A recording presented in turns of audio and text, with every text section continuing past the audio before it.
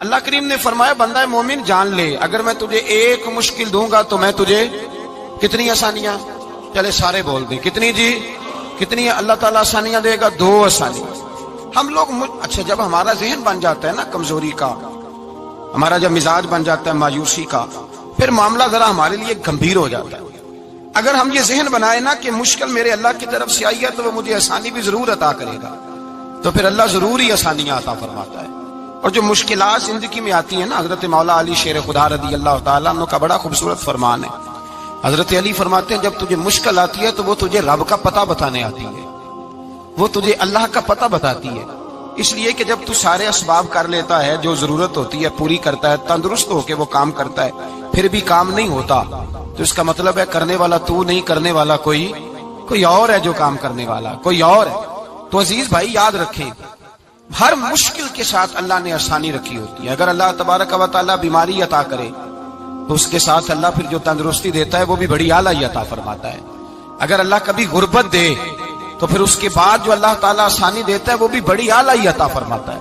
اگر کہیں سے آپ کو دکھ ملتے ہیں تو پھر جب سکھوں کا وقت آتا ہے تو پھر گنے نہیں جاتے۔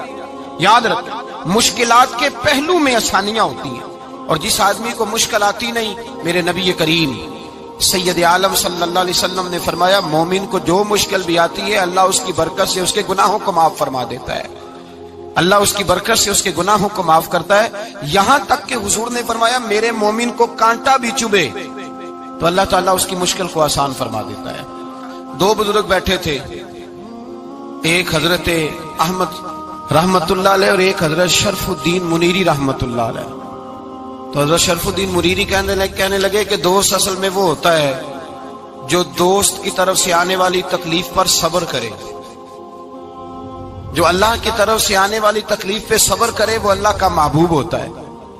تو حضرت احمد فرمانے لگے نہیں مجھے تیری بات کی سمجھ کوئی نہیں آئی، صبر کرے وہ اللہ کا دوست ہے، مصیبت پہ صبر کرے۔ تو کہا جناب پھر اگر نہیں سمجھ آئی تو آپ بتا دیں اللہ کا دوست کون ہے؟ تو آپ فرمانے لگے جو محبوب کی طرف سے آنے والی مصیبت کو اس کا تحفہ سمجھ کے قبول کرے وہ اصل دوست ہوتا ہے۔